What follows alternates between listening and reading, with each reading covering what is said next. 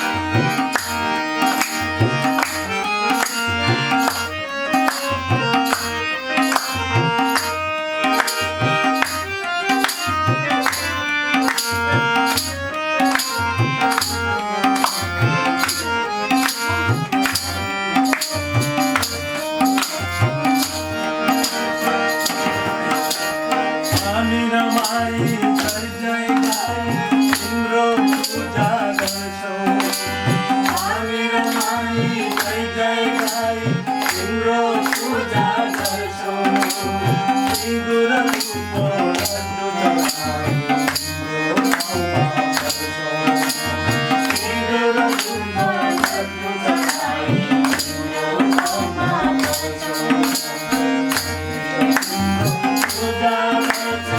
राखी भक्ति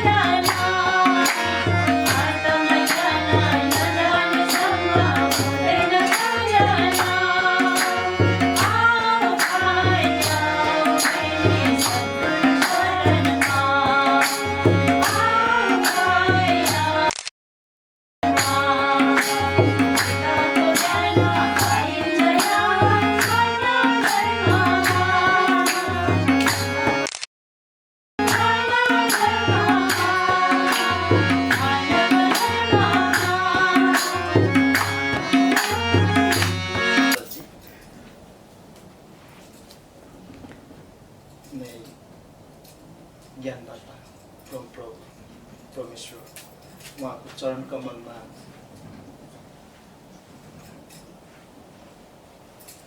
यस पापी घमण्डी अपराधी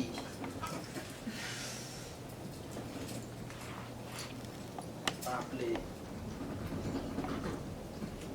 भरिएको मस्तिष्कलाई श्री महाराजजीको पावन चरण कमलमा झुकाउँदै आज मेरो भेनाजु श्री तिलबहादुर गुरुङज्यूले आज्ञालाई उहाँको अनुरोधलाई श्रद्धा गर्दै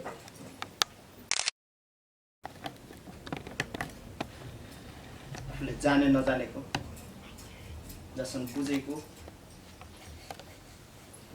जे जति कुनै प्रभुको गुणगान गर्न सक्छु हजुरहरू समक्ष राख्नेछु र सर्वप्रथम त हजुरहरू सबैलाई आन्तरिक हृदयमार्फत जय श्री सच्चिदानन्द र हजुरहरूले राम्रो लागे चित्त बुझे सही लागे हजुरहरूले यो कुरालाई मनन गर्नु सक्नुहुन्छ चिन्तन गर्न सक्नुहुन्छ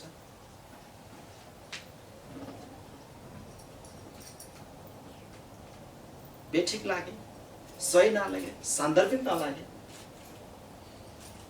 हजुरहरूले एक कानबाट घुसाएर अर्को कानबाट फ्यालिदिए पनि केही फरक पर्दैन र सन्दर्भ आयो आज अघि नै हाम्रो प्रवक्ता प्रेमीजीहरूले पनि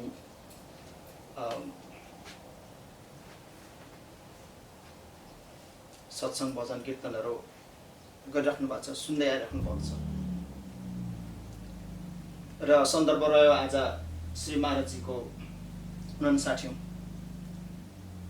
69th बर्थडेको सन्दर्भ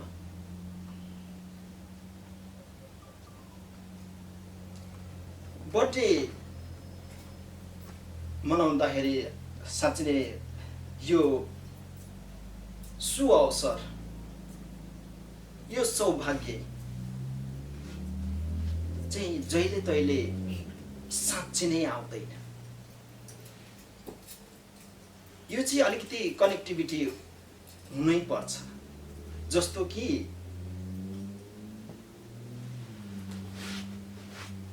एउटा चुम्बक छ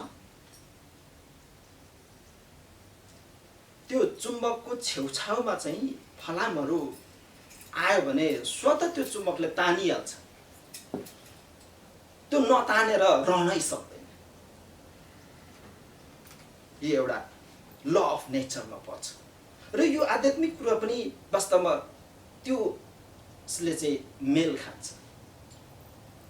हुन त फलाम छ त्यहाँ अरू सुन चाँदीहरू छ तर जति फलामलाई छिटो तान्नु पर्ने हो सुन चाँदी त्यो अरूलाई त्यति आकर्षित हुँदैन र फलाम पनि कतिपय ठाउँमा चाहिँ त्यो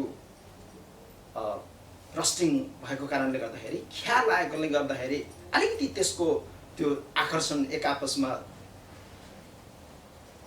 भनौँ एट्र्याक्सन हुने चाहिँ अलिकति कम हुन सक्छ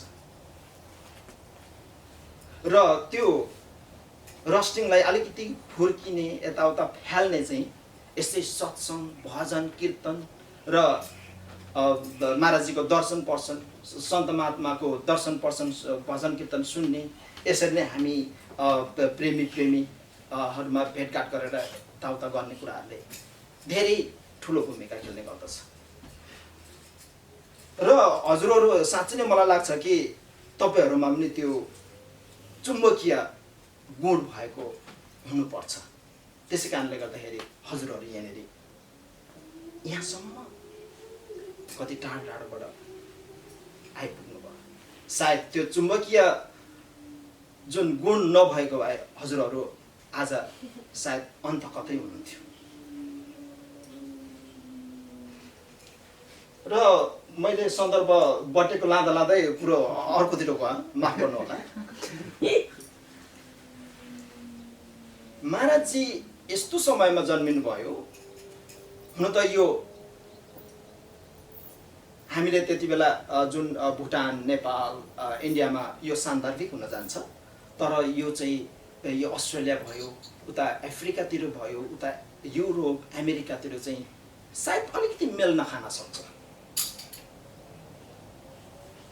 यो टाइम जोन चाहिँ छुट्टै छुट्टै भएकोले गर्दाखेरि त्यो मेल नखान सक्छ। हो त्यही हजुरहरूलाई डाउट हुन्छ कि भनेर मैले पहिल्यै भनिहालेको यो चाहिँ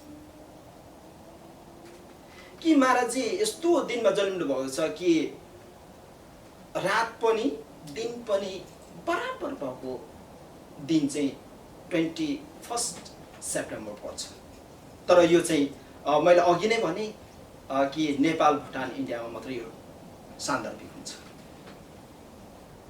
र इन्डियामा जति पनि महान पुरुषहरू जन्म लिए प्राय त इन्डियामा भए र एसियामा भए।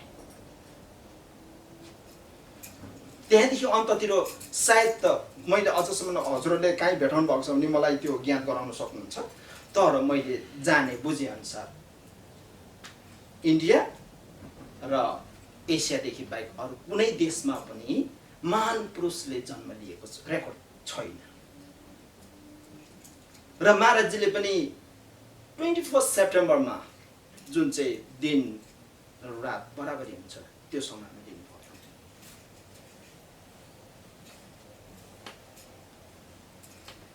र महाराजजीको मात्रै यहाँनिर सन्दर्भ आउँदैन।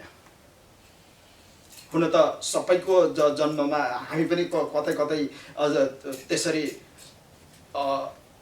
अननोइङली हैन अचानक त्यस्तोमा पर्न सक्छौँ, तर त्यो अचानक सडनली पर्नु र एकदम रुटिनमा पर्नु चाहिँ फरक हो कुरा। महाराजजीको परिवारमा प्राय मात्रामा त्यो रुटिनमा परेको छ। जस्तो कि बिबुजी महाराजजी 26 जनवरीमा जन्मिनु भएको छ, त्यो इन्डियाको राष्ट्रिय दिवस पर्छ। र सुयसजी महाराजजी 15 अगस्तमा जन्मनु भएको छ, त्यो इन्डियाको स्वतन्त्रता दिवस पर्छ। र हालसालै 2-3 वर्ष कति वर्षको हुनुहुन्छ श्री EMC महाराजजी जन्मिनु भएको छ, 1 जनवरीमा जन्मिनु भएको छ। यो चाहिँ महान पुरुषहरूले उहाँहरूले को रुटिन अनुसार नै उहाँको इच्छा अनुसार त्यो जन्म कुण्डलीहरू तयार गर्नुपर्दछ। हाम्रो पनि त्यस्तो पर्न सक्छ, तर त्यो चाहिँ अचानक भाग्यवश पर्न सक्छ। तर त्यो चाहिँ महाराजजीको परिवारमा त्यस्तो छैन। त्यो चाहिँ एकदम ज्योतिषीले क्यालकुलेसन गरेर कुन दिन के गर्ने भन्ने कुरो सबै कुरो क्यालकुलेसन अनुसार भएको छ। तर हाम्रो त हुँदैन, इच्छा गर्दा पनि हुँदैन। तर जस्तो कि श्रीराम लक्ष्मण शत्रुघ्न भरतको भएको थियो, जस्तो कि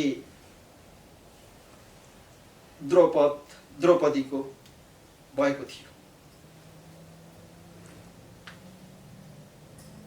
इच्छा अनुसार र इच्छा अनुसार जन्म ठ्याक्कै लिनु भनेको चाहिँ यो सानोतिनो र झिनो मसिनो कुरा छ। र महाराजजीको जन्म पनि यस्तै भएको छ। र मलाई लाग्छ यो यही सन्दर्भमा मलाई अलिकति अरू सन्दर्भमा थप्न मन लाग्यो कि हुन त म प्राय मात्रामा 2टा कानले सुन्ने र थोरै बोल्ने, किनभने एउटा मुखले जति बोलिन्छ सुन्नेले डबल सुन्दै जान्छ भन्ने कुराहरू मान्यता राख्छु। प्राय मात्रामा म प्राय मात्रामा बोल्न इच्छा पनि गर्दिनँ, तर पनि मौका आउँदाखेरि यसरी जहिले तहिले नआउँदो रहेछ, मौका आउँदाखेरि अलिअलि त लागेको कुराहरू बोल्न मन लाग्छ नै। कि हामी सबै प्रेमीहरूलाई लाग्न सक्छ कि महाराजजी किन चाहिँ त्यसरी राजनीतिमा लाग्नु? यो ठुलो प्रश्न हो हाम्रो प्रेमीहरूको लागि।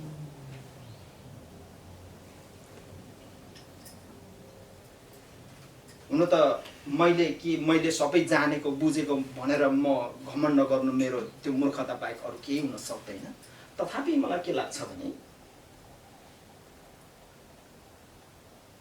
कि एउटा राजनीति पनि जीवन पद्धति हो। इभन के भन्छ भने स्ट्रगल फर एक्जिस्टेन्स भन्छ, बाँच्नको लागि सङ्घर्ष भन्छ, त्यो पनि एउटा राजनीति नै हो। जब हामीले आफू बाँच्नको लागि केही गर्न सकेनौँ भने हामी समाप्त भएर जान्छौँ। हुन त महाभारतको दृष्टान्त अनुसार हामी समाप्त भए पनि हामी फिजिकली त समाप्त हुन्छौँ नि हैन, हामी आत्मिकी त समाप्त हुँदैनौँ।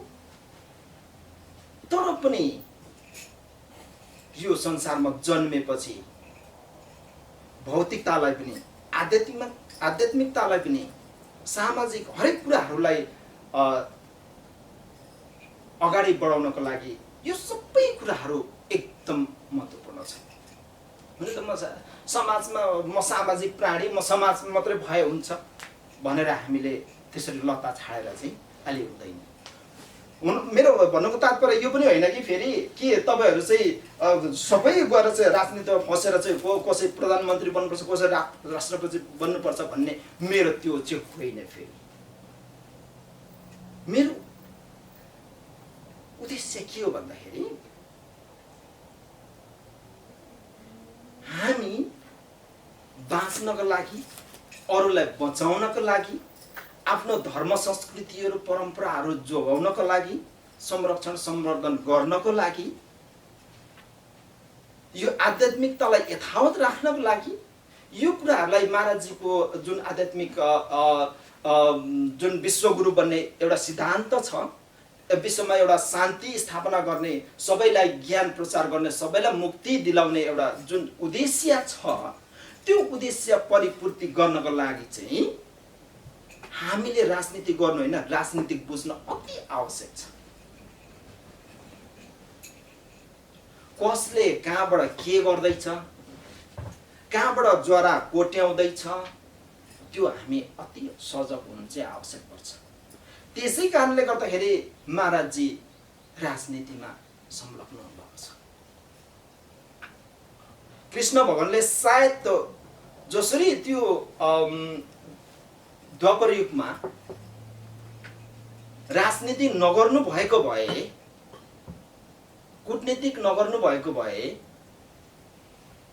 सायद आज हामी पाण्डवले जितेको महाभारत हामी सुन्न पाउँदैन थियौँ। सायद कौरवले जितेको महाभारत हामी सुन्न सक्थ्यौँ, पढ्थ्यौँ।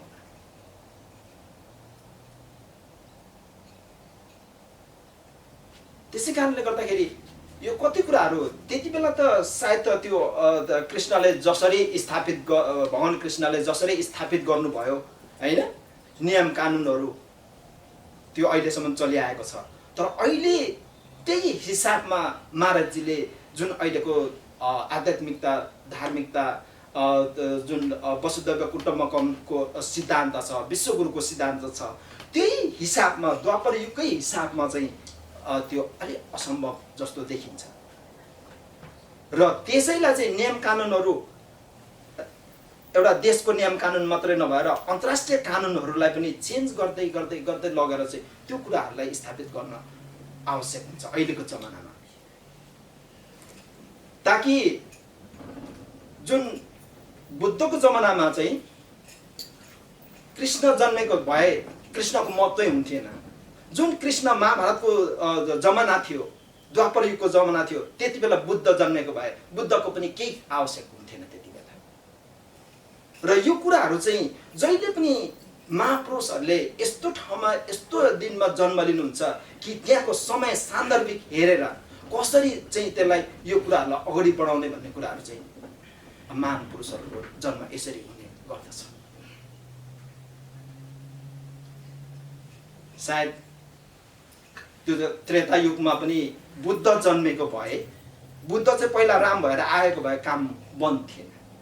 रावणले सबै यो संसार आफ्नो अधीनमा लिन्थे। त्यसै कारणले गर्दाखेरि यो घोर कलिग कालमा अहिले जताततै अशान्ति अत्याचार भएको ठाउँमा महाराजले आफ्नो यो धरतीमा अवतरण गर्नुभएको छ। र हजुरहरूलाई मैले यही नै अलिकति प्रश्न पार्नु खोजेको हो कि हामी सबै कुराहरूमा चाहिँ अगाडि बढेर जानुपर्छ। तर अगाडि बढेर जानु भन्दाखेरि म कहिले पनि म चाहिँ आफै अगाडि कहिले पनि बढ्दिनँ। महाराजजीले जुन कर्महरू जुन एउटा सिद्धान्तहरू जसरी प्रचार प्रसारको लागि एउटा अगाडि बढ्नु भएको छ त्यसमा हामीले होस्टेमा हैसे सानो सहयोग सानो समर्थन गर्यो भने बास त्यो नै ठुलो कुरो हुन्छ। मैले किन चाहिँ त्यसरी म चाहदिनँ भन्नुको मतलब मैले नचाहँदा पनि त्यस्तो आवश्यक पर्यो भने फेरि त्यसमा मैले बन्दै नकार्न नि मिल्दैन। जस्तो कि अघि मैले नचाहँदा पनि भेनाजुले मलाई दिनुभयो यो नकार्न मिल्दैन।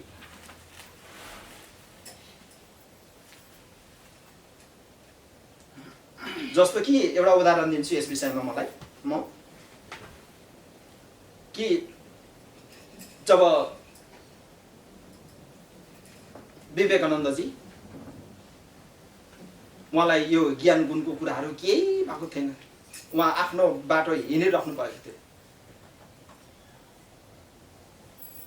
जब विवेकानन्दको श्री परमहंससँग भेट भयो,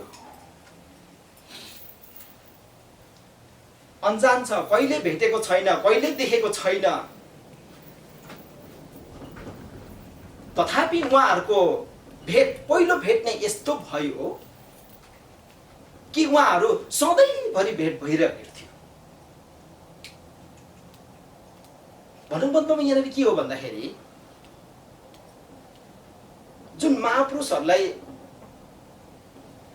उहाँहरूले सबै प्लान वेमा हुनुहुन्छ,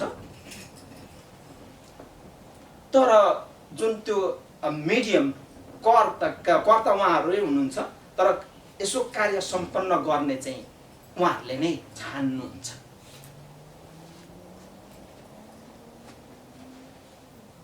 सायद भगवान कृष्णले अर्जुनलाई नछानेको भए,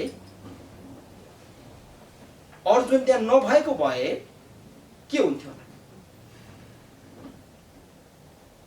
सायद महाभारत नहुन सक्थ्यो। अर्थात् अर्जुन थिएन भने महाभारत नजित्न सक्थ्यो। अर्थात् भनौँ भगवान कृष्णले सबै कुरो सक्नुहुन्थ्यो, उहाँलाई सबै कुरो थाहा थियो, उहाँ आफै किन नगर्नु भएको थियो? किन अर्जुनलाई अगाडि सार्नु भएको? भन्नुको मतलब यहाँनिर के हो भन्दाखेरि जब महान पुरुषले यस धराधाममा अवतरण हुनुहुन्छ र उहाँको सिद्धान्त के हो, उहाँको उद्देश्य के हो, त्यो उद्देश्य परिपूर्ति गर्नको लागि, पूर्ण गर्नको लागि उहाँले नै कसलाई छान्नुहुन्छ? बास त्यो तपाईँ हुन सक्छ, म हुन सक्छु, हजुरहरू कोही हुन सक्नुहुन्छ। यहाँनिर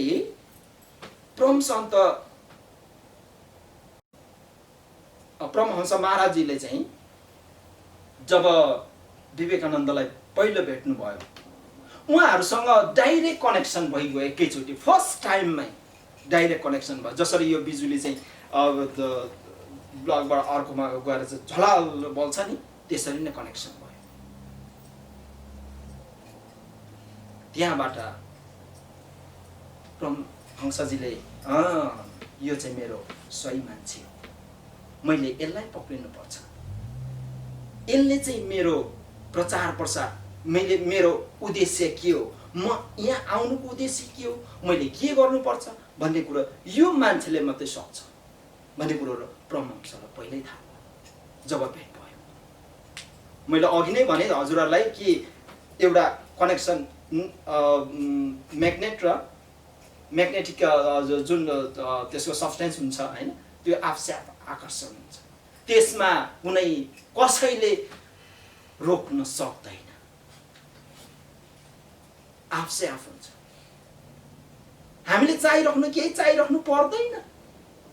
मैले यस्तो भए हुन्थ्यो, उस्तो गर्नु पाए हुन्थ्यो, यस्तो भए हुन्थ्यो, बा त्यो केही आवश्यकै छैन।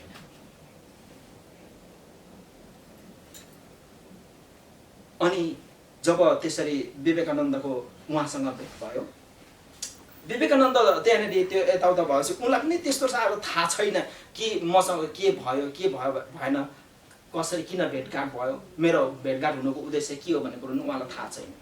तर जब उहाँ चाहिँ त्यो भेटघाट पछाडि उहाँको घरमा फर्किनु भयो, फर्किएपछि उहाँलाई यस्तो भयो कि विवेकानन्दलाई कि म चाहिँ फेरि उहाँकोमा गइजाउँ, भेटिजाउँ भनेर एकदम आतुर, कोलाहल एकदमै त्यस्तो भयो। जस्तो कि अहिलेको प्रेमी प्रेमिका एकछिन बोल्न पाएन भने कस्तो हुन्छ, हामी नै त्यस्तो भयौँ होइन उहिले। त्यो भन्दा पनि साह्रो भए उहाँहरू त। त्यो प्रेमी प्रेमिका हुनु त अब जुन अपोजिट पोल्सहरू त्यसै एट्र्याक्सन त भइहाल्छ, त्यो एट्र्याक्सनको शक्ति हो होइन, त्यो कुनै ठुलो कुरा होइन। तर उहाँ त गुरुसँग, परमहंसजीसँग चाहिँ त्यसरी एट्र्याक्सन हुनु। त्यसै कारणले गर्दाखेरि परमहंसजीले चाहिँ विवेकानन्दलाई अगाडि सारेर यो हिन्दू धर्मको भनौँ, यो इस्टर्न कल्चरको, आध्यात्मिकताको, स्पिरिचुअलिटीलाई चाहिँ संसारमा त्यहाँ मात्र नभएर, इन्डिया मात्र नभएर एटलिस्ट अमेरिका, युरोपसम्म उहाँले प्रचार गर्नुभयो। त्यसै कारणले गर्दाखेरि हामी त वास्तवमा महाराजजीले के चाहनुहुन्छ, कसरी अगाडि चाहनुहुन्छ, त्यो कुराहरू उहाँले जान्ने कुरो। हामीले यसमा फिक्री गर्नु पनि छैन होइन, म लागि नै पर्छु भनेर जोड गरिराख्नु पनि आवश्यक छैन। म चाहिँ देख्दिनँ। तर एउटा कुरा यति चाहिँ हो, मैले अघि पनि भने महाराजजीले कसलाई खटाउनुहुन्छ, कसरी खटाउनुहुन्छ भन्ने कुरा त्यो महाराजजीको कुरा, त्यो परमपिता परमात्माको कुरा हो।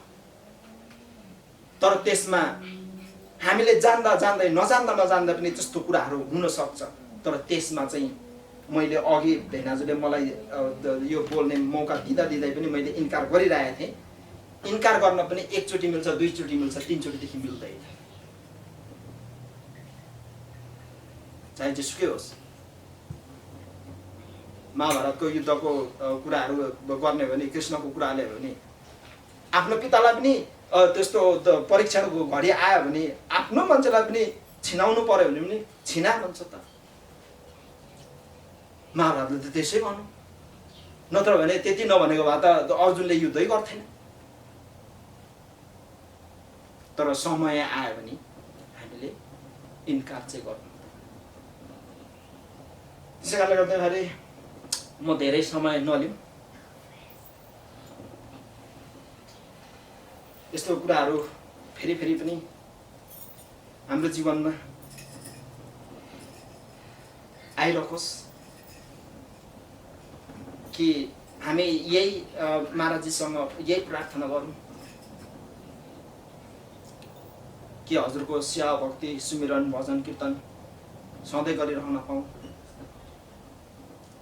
कि सबै संसारको पशु प्राणीहरू, जीव जन्तुहरू जति छन् तिनीहरू निरोगी हुन्, तिनीहरू सबैलाई शान्ति हुन्, उनीहरू सबैको कल्याण होस्। हाम्रो हिन्दू शास्त्रले, हाम्रो वेदान्तले, हाम्रो पूर्वीय संस्कृतिले त्यही भन्छ। हामी त्यसलाई नै आत्मसात गरौँ।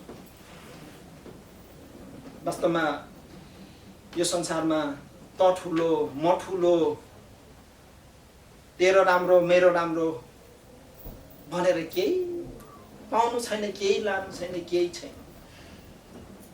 जति हुन्छ, जति सकिन्छ खुसी हौँ, अरूलाई खुसी दिने प्रयास गरौँ बस। अब मरेपछि पनि होइन मुक्ति नै भयो भनेर कसैले ग्यारेन्टी गर्न त त्यति सजिलै सक्दैन। म चाहिँ त्यो ग्यारेन्टी गर्न पनि चाहन्छु।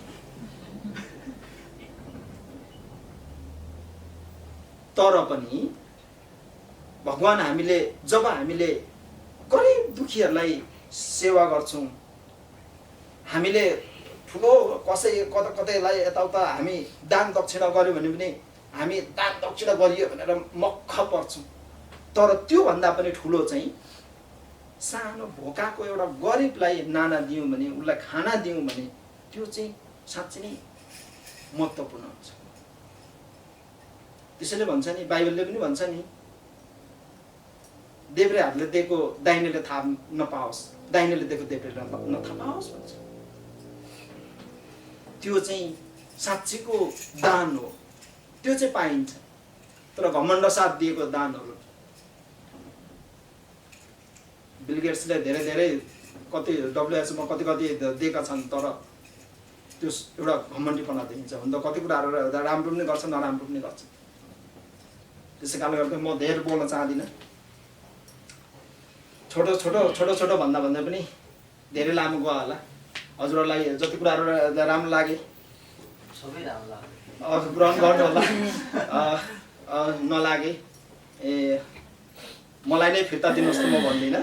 हजुरहरूले दाहिने कानबाट सुन्नुभयो भने देब्रेबाट फ्यालिदिनु होला, देब्रेबाट सुन्नुभयो भने दाहिनेबाट फ्यालिदिनु होला। जति राम्रो राम्रो कुराहरू छ त्यो चाहिँ यताबाट नफालेर सिधा आफ्नो हृदयतिर भनौँ लानु हुनेछ भन्दै मेरो 2 शब्द श्री महाराजजीको चरण कमलमा यही अन्त गर्न चाहन्छु। प्रेम तत्सत। बोली आनन्द कान्द भगवान की जय।